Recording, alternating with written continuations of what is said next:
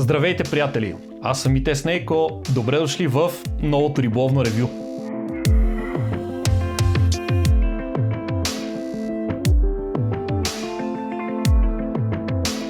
Днес искам да ви покажа една риболовна чанта, която използвам от доста дълго време и от която съм много доволен. Аз най-често използвам тогава, когато ловя на газил навътре в морето. Нека да разгледаме чантата и по-отблизо. Първо виждаме, че има удобна дръжка. Ако искаме да си я носим в ръка, имаме първи джоб, в който има и кутия. Показваме и втори джоб с още една кутия.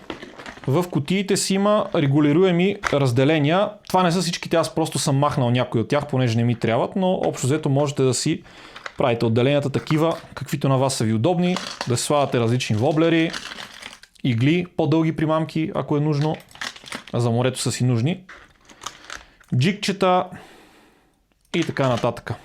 Кутиите са залепени с велкро, така че при нужда се махат и се поставят супер лесно. И няма как да изпаднат.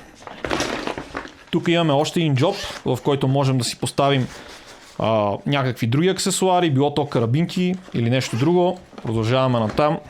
Тук имаме още едно джобче, което си е с доста голям обем.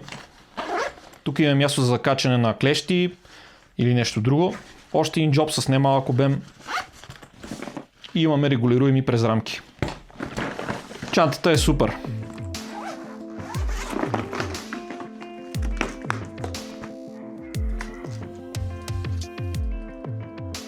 Тази чанта можете да разгледате на сайта на Fillstar, както и във всеки един партньорски магазин. До нови срещи, приятели!